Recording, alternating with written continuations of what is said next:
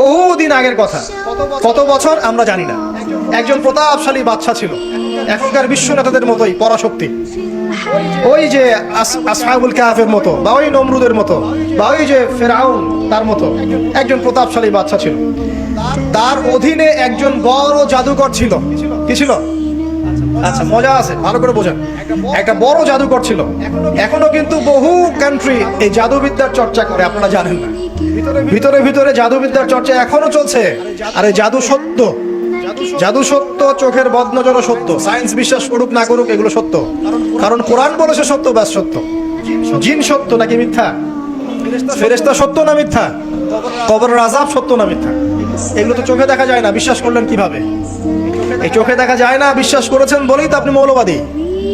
চোখে দেখা যায় না, অহেতুক বিশ্বাস করছেন, অতএব আপনি একজন মৌলবাদী মানুষ। বুঝতে পারছেন? তো এই বিষয়গুলো বিশ্বাস না করলে কি আপনি মুমিন হতে পারবেন? আচ্ছা, কবরের আযাব সত্য না মিথ্যা আমরা বিশ্বাস করেছি, তোমরা মরার পরে বিশ্বাস করো। আমরা মরার আগেই বিশ্বাস করেছি, তোমরা মরার পরে বিশ্বাস করো। তারপর তোমরা পাক্কা মৌলবাদী হয়ে যাবে। মরার পরে যখন কঠিন কবরের আযাব শুরু হবে, দেখবা যে আইনাল ইয়াকিন। ইয়াকিন কয়েক প্রকার হয়। একটা হচ্ছে আপনার আইনাল ইয়াকিন, হাক্কুল ইয়াকিন, এরকম কথা আছে কোরআনে। মানে আইনাল ইয়াকিন মানে চোখে দেখলাম এবার বিশ্বাস করলাম। রব্বানা আবসারনা ওয়া সামি'না ফারজি'না না'মাল সালিহান ইন্না মুকিনুন।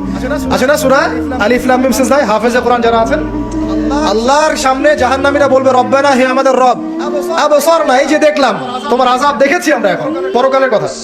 ওয়া সামি'না, এই যে শুনতে পাচ্ছি এখন আযাব। ফারজি'না, আমাদেরকে ফিরিয়ে দিন। কোথায় ফিরিয়ে দিবে? দুনিয়ায়। না'মাল সালিহান, আমরা সৎ কাজ করব। ইন্না মুকিনুন, আমাদের ইয়াকিন হয়ে গেছে। তার মানে সবাই বিশ্বাস করবে একদিন না একদিন, তাই তো? ঈসা ইবনে মারইয়ামকে যে মানুষ বলছে ক্রুসিফাইড, তাকে ক্রুসিফাইড করা হয়েছে, তিনি মারা গেছেন, নাউজুবিল্লাহ, বলা হচ্ছে না? আচ্ছা, ঈসা ইবনে মারইয়াম যখন নেমে আসবেন সবাই বিশ্বাস করবে না? সূরা মাইদায় এই জন্যই বলা হচ্ছে যে ঈসা ইবনে মারইয়ামকে যখন পাঠানো হবে, একজন আহলে কিতাব বাকি থাকবে না যে তার প্রতি ঈমান নিয়ে আনবে না। এমন একজন মানুষ তখন খুঁজে পাওয়া যাবে না যে তার প্রতি ঈমান আনবে না আহলে কিতাবদের মধ্যে। ঈসা ইবনে মারইয়াম কে ক্রুসিফিকশন করা হয় নাই। ঈসা ইবনে মারইয়ামকে আল্লাহ রাব্বুল আলামিন তার কাছে উঠিয়ে নিয়েছেন। আর যে আল্লাহ পুরো মহাবিশ্ব চালাতে পারেন, সে একজন মানুষ উঠাতেই পারেন। এটার এমন কি বিষয় যে আল্লাহ রাব্বুল আলামিন আপনার দেহের মধ্যে রূহ রেখে দিয়েছেন, তার হুকুমে বের হয়ে চলে যাবে। সে আল্লাহ রাব্বুল আলামিন রাসূল সাল্লাল্লাহু আলাইহি ওয়াসাল্লামকে মেরাজে উঠিয়েও নিতে পারেন। সিম্পল। এটা অবিশ্বাস করার কি আছে? আসুন সামনে যাই। এখানে যে বিষয়টা, যে বহুদিন আগে এরকম প্রতাপশালী বাদশার অধীনে একজন জাদুকর ছিল। এই জাদুকরের যখন বয়সটা পুরো হয়ে গেল, তখন সে তার ওই বাদশাকে বলছে যে আমার তো বয়স শেষ, আমার এই বিশাল জ্ঞানগুলো কি করব? আমাকে একজন বালক এনে দিন, যেই বালককে আমি এসব জাদুবিদ্যা শিখিয়ে দিব। যেরকম ছোট বাচ্চাদের মধ্যে একজন। এরকম একটা ফুটফুটে সুন্দর বাচ্চাকে খুঁজে বের করা হলো, যে বাচ্চাটা বিচক্ষণ। একে নিয়ে আসা হলো জাদুকরের কাছে। এবার জাদুকর তাকে জ্ঞান শিখায়, জাদু শিখায়। জাদু শিখাতে শিখাতে শিখাতে শিখাতে সে একটু পরিণত হচ্ছে, মানে কৈশোরে পদার্পণ করবে। এখন সে যখন জাদু শিখতে আসে, আসার পথে রাস্তায় দেখে একজন পাদ্রী আছে। পাদ্রী মানে কি? পাদ্রী মানে দরবেশ, মানে যে আল্লাহ বিশ্বাস করে। হয়তো আগেকার আসমানি কিতাবে সে বিশ্বাস করতো। এমন একজন পাদ্রীর সন্ধান সে পায়। সে ওই পাদ্রীর কাছে গিয়ে বসে। সেই পাদ্রী তাকে আসমানি কিতাবের যে মর্ম, যে বাণী, এগুলো শোনায়। তার কাছে খুব ভালো লাগে যে মাশাআল্লাহ, এটা ঈমানের স্বাদ। যখন কোরআন শুনি আমাদের ভালো লাগে না? আসমানি কিতাব যখন শুনে তার কাছে ভালো লাগে। সে বলে যে আমি এটা শিখতে চাই। তখন এই পাদ্রী তাকে বলে, তুমি তো জাদু শিখতে যাও এই বাদশার দরবেশের কাছে, বাদশার জাদুকরের কাছে। যদি ওরা জানতে পারে তাহলে তো সমস্যা। তাহলে উপায় কি? যখন তুমি ওখানে যাবে, যখন দেরি হয়ে যাবে, তখন বলবে বাসার থেকে বের হতে দেরি হয়েছে, বাসার থেকে বের হতে দেরি হয়েছে। আর আমার এখানে বসে যখন বাসায় যাবে, তখন বাসায় গিয়ে বলবে যে ওখান থেকে, ওই যে জাদুকরের কাছ থেকে আসতে দেরি হয়েছে। মানে কৌশল অবলম্বন করতে তিনি শিক্ষা দিলেন। কৌশলের প্রয়োজন আছে না? উদউ ইলা সাবিল রাব্বিকা বিল হিকমা, হিকমার দরকার আছে না? সত্য থেকে সরে গিয়ে নয়, কিন্তু কৌশল তো করার দরকার আছে। নবী সাল্লাল্লাহু আলাইহি ওয়াসাল্লাম যে হিজরত করেছেন, মক্কা থেকে মদিনা চলে গিয়েছেন, সবাইকে জানান দিয়েছিলেন, এই শোনো আমি হিজরত করছি। জানান দিয়েছেন? রাতের বেলা বের হয়েছেন, কৌশল। রাতের বেলা বের হন নাই, এবং তাকে মারার জন্য চারপাশ থেকে লোক ঘিরে রেখেছিল। এর মধ্য দিয়ে আল্লাহ রাব্বুল আলামিন তাকে বের করে নিয়ে গেছে। তিনি কি সবার সামনে ফেসবুকে জানান দিয়েছেন, এই দেখো আমরা বেরোচ্ছি? তোমরা তো কৌশলই বুঝো না দিনের কাজের। যে কাজ হবে 1%, আই ওয়াশ হবে 99%। এখনকার এই যুগ। হ্যাঁ, হ্যাঁ, দিনের কাজ হবে 1%, আই ওয়াজ শোডাউনই বেশি। এই শোডাউন করতে করতে মানুষের চোখ লাগে, যত চোখ লাগে তত সমস্যা সৃষ্টি হয়, এবং আস্তে আস্তে আস্তে আস্তে দিনের দায়রা মাইনাস হতে থাকে। এই বিষয়টার পিছনে তোমরাও দায়ী, কৌশল তো বোঝো না। তো স্মার্ট এবং বিচক্ষণ মুসলিমদের বড় অভাব আছে এখন পৃথিবীতে। যতক্ষণ পর্যন্ত বিচক্ষণতা অর্জিত হচ্ছে না, ততক্ষণ পর্যন্ত ইসলামের বিজয় হচ্ছে না, এটা মাথায় রাখেন। তারপর সামনে যান। এবার এই বাচ্চা খুব সুন্দর করে ব্যালেন্স করলো, একবার এখানে যায়, একবার ওখানে যায়। এই করতে করতে ওই যে জাদুকরের ইন্তেকাল হয়ে গেল, মারা গেল জাদুকর। এবার এই বাচ্চার কাছে মাশাআল্লাহ অনেক এলেম কালাম আছে। এদিকে সে পাদ্রীর জ্ঞানে দীক্ষিত হচ্ছে। দীক্ষিত হতে হতে তার মধ্যে আল্লাহ পাকের প্রতি একটা পরিপূর্ণ ঈমান চলে আসে। সে মুসলিম হয়ে গেল, আলহামদুলিল্লাহ। মুসলিম হওয়ার পরে একদিন সে যখন বাচ্চার কাছে যাচ্ছে, রাস্তায় একটা বিশাল জন্তু দেখা যাচ্ছে। বিশাল জন্তু, কিরকম জন্তু আমরা জানি না। ঠিক আছে, দাব্বাতুল আরদ সামনে বের হবে। কিয়ামতের 10টা নিদর্শন আছে বড় বড়, তার মধ্যে একটা হচ্ছে দাব্বাতুল আরদ, জমিন থেকে পুরো একটা প্রাণী বের হবে। আর এখন মানুষ এগুলো বিশ্বাস করবে না, আমি জানি। 2 দিন পর নাসা যখন বলবে তখন বিশ্বাস করবে। কথা কি বুঝতে পারছেন? তবে প্রাণী এই পৃথিবীর নিচে আছে। রাসূল সাল্লাল্লাহু আলাইহি ওয়াসাল্লাম বলেছেন 10টা আলামত না আসা পর্যন্ত কিয়ামত হবেই না। তার মধ্যে একটা হচ্ছে দাব্বাতুল আরদ, জমিন থেকে একটা প্রাণী বের হবে। এবং এই প্রাণী শুধু বেরই হবে না, মানুষের সাথে কথাবার্তা বলবে। মানুষের সাথে কথা বলবে প্রাণী। বিশ্বাস করছেন? এখন বিশ্বাস করছেন না জানি, কিন্তু প্রাণী মানুষের সাথে কথা বলবে। আল্লাহ পাক বলাতে পারেন না? পারেন। আচ্ছা, সামনে যান। ওই প্রাণী যখন দাঁড়িয়ে আছে রাস্তায়, এখন এই বালক বলছে, আজকে আমি প্রমাণ করে নিব যে আল্লাহর আনুগত্যশীল ওই পাদ্রী সঠিক নাকি ওই জাদুকর সঠিক। এবার সে একটা ইট হাতে নিল, পাথর হাতে নিয়ে এসে বলছে, আল্লাহ, তোমার কাছে যদি ওই জাদুকরের কাজের চাইতে এই পাদ্রীর কাজ বেশি পছন্দনীয় হয়, এই ইটের আঘাতে এই জন্তুকে তুমি মেরে ফেলো। আল্লাহ এই বলেছে, বিসমিল্লাহ বলে পাথর নিক্ষেপ করলো। নিক্ষেপ করার সাথে সাথেই জন্তু ডেড। তখন তার আইন আল ইয়াকিন, হাক্কুল ইয়াকিন হয়ে গেল যে হ্যাঁ, আল্লাহর কাছে এই পাদ্রীর আমলই সবচেয়ে বেশি পছন্দনীয়। তার আর মনে কোনো সংশয় থাকলো না। কিশোর মানুষ না, কতটুকুই বা বোঝেন নাই। এবার তার মধ্যে একটা ইয়াকিন চলে আসলো এবং সে পরিপূর্ণ মুমিন মুসলিম হয়ে গেল। এবার যখন সে রাজ দরবারে যায়, তার কাছে পেশেন্ট আসে। মানে একজন মানুষ এসেছে, সে বলছে যে আমার চোখে সমস্যা। সে চোখে হাত দেয়, হাত দিয়ে বলে যে আপনি আল্লাহর প্রতি ঈমান নিয়ে আসেন, আমি আল্লাহর কাছে দোয়া করব, চোখ ভালো হয়ে যাবে। এভাবে পেশেন্ট আসে, সে বলে আল্লাহর প্রতি ঈমান নিয়ে আসেন, আমি দোয়া করব, ভালো হয়ে যাবে। এভাবে আস্তে আস্তে তার নাম এবং খ্যাতি ছড়িয়ে পড়তে লাগলো। যেই তার কাছে আসে, সে বলে আগে মুসলিম হন, ইমানদার হন, আল্লাহর প্রতি বিশ্বাস করেন, আমি দোয়া করব, ভালো হয়ে যাবে। চোখ অন্ধ ভালো হয়ে যাচ্ছে, কুষ্ঠ রোগী ভালো হয়ে যাচ্ছে, হ্যাঁ, প্যারালাইজড রোগী ভালো হয়ে যাচ্ছে, আলহামদুলিল্লাহ। নবী ঈসা আলাইহিস সালাম এমনটা করেছিলেন না? আল্লাহ পাক চাইলে করতে পারেন। একদিন ওই রাজ দরবারের একজন মন্ত্রী আসছে। এবার ওই রাজার একজন এমপি সাহেব, তার চোখে সমস্যা। সে আসছে, এসে বলছে যে আমার এই চোখের সমস্যা, আমার চোখটাকে ভালো করার দরকার, তোমার কাছে কোনো ওষুধ আছে না? তো সে বলছে যে আপনি আল্লাহর প্রতি ঈমান নিয়ে আসেন, আমি আল্লাহর কাছে দোয়া করব, আপনি ভালো হয়ে যাবেন। এবার সে আলহামদুলিল্লাহ ঈমান নিয়ে আনলো এবং সে ভালো হয়ে গেল।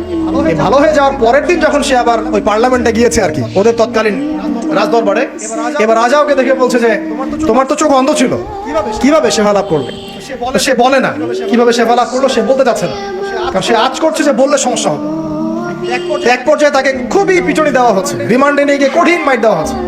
এক পর্যায়ে সে মারের যন্ত্রণা সহ্য করতে না পারে বলে ফেললো যে ওই বাচ্চা, তার কাছে গিয়ে আমি আরোগ্য লাভ করেছি এবং সে আমাকে বলেছে যে তার রবের প্রতি ঈমান নিয়ে আসতে, তাহলে আমি শেফা লাভ করব। এই বাচ্চা এখন বলছে ফেরাউনের মতো, যে আয়রা রব্বুকুম আ'লা, আমি তো তোমাদের রব। নমরুদের মতো, আমি তো তোমাদের রব। ঠিক আছে, আমি ছাড়া তোমাদের কে রব আছে? আমি তো জানি না যে আমি ছাড়া তোমাদের কোনো ইলাহ আছে।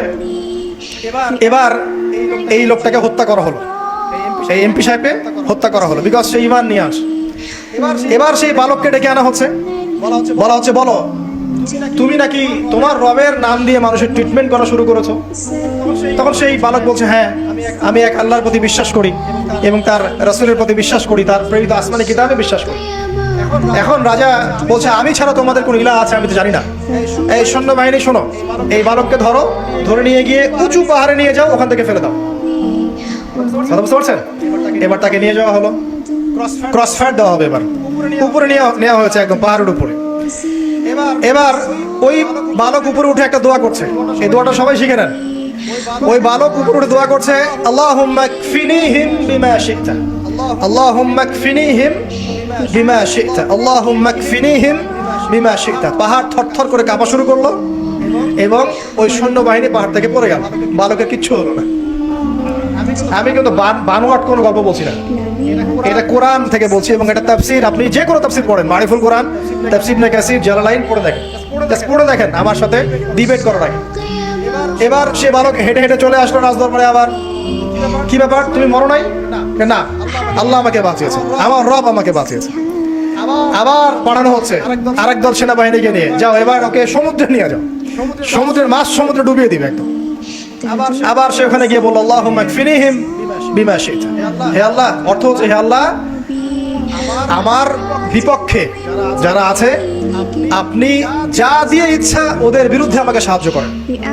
অর্থটা হচ্ছে এমন, আল্লাহুম্মা কফিনিহিম বিমা শি'তা, আল্লাহ আপনি আমার জন্য যথেষ্ট হয়ে যান, ওদের বিরুদ্ধে আমার জন্য যথেষ্ট হয়ে যান, যা ইচ্ছা তাই দিয়ে আপনি হেদায়েত করুন, মানে আমাকে হেফাজত করুন।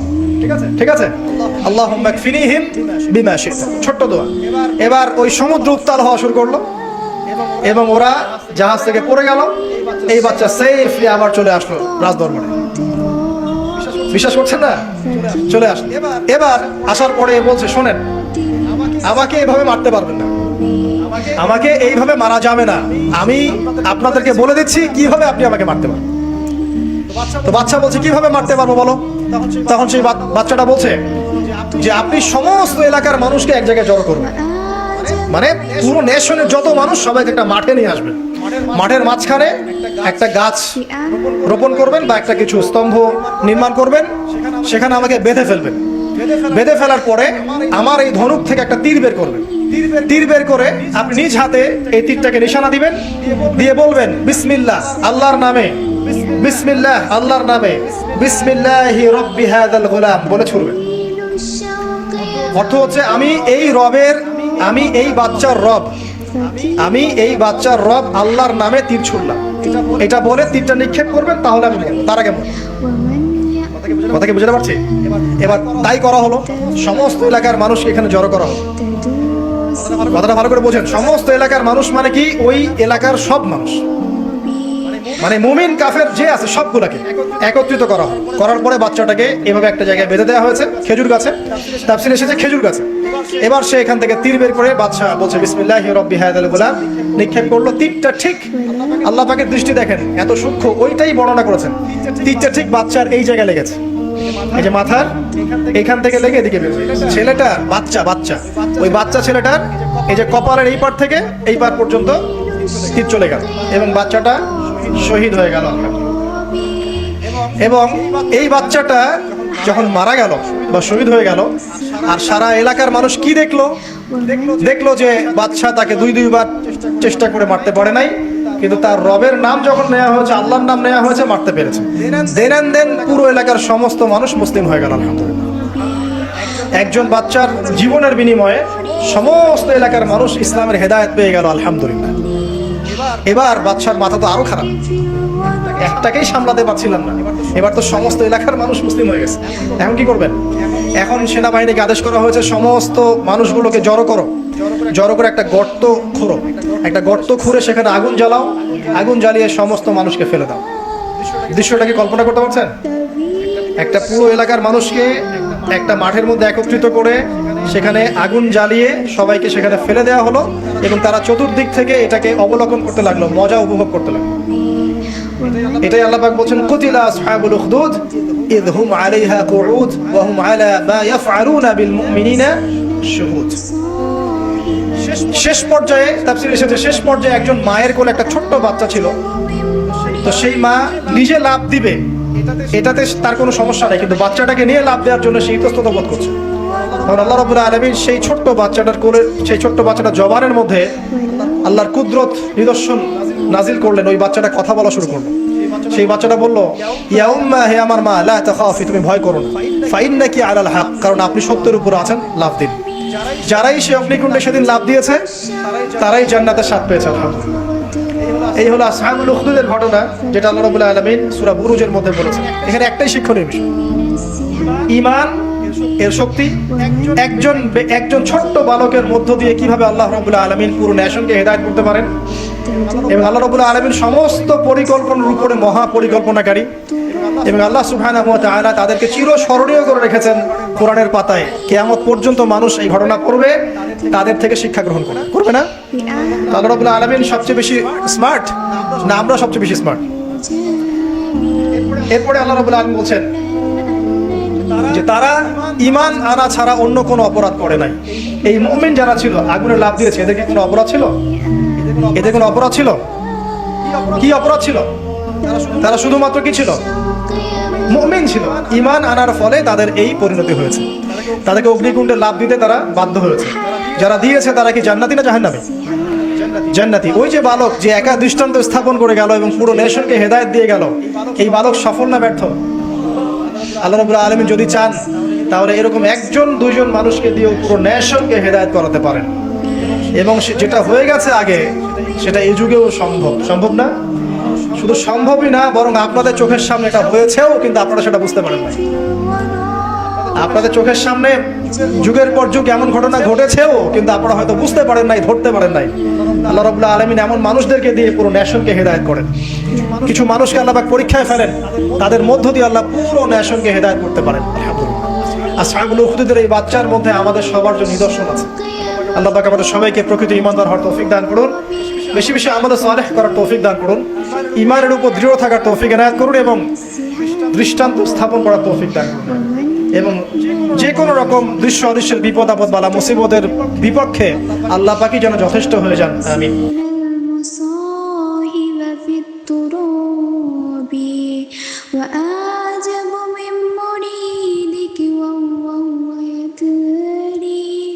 بأنك في الورى ملجابي ولولا أنني معنى جميلا لبعت المؤسفين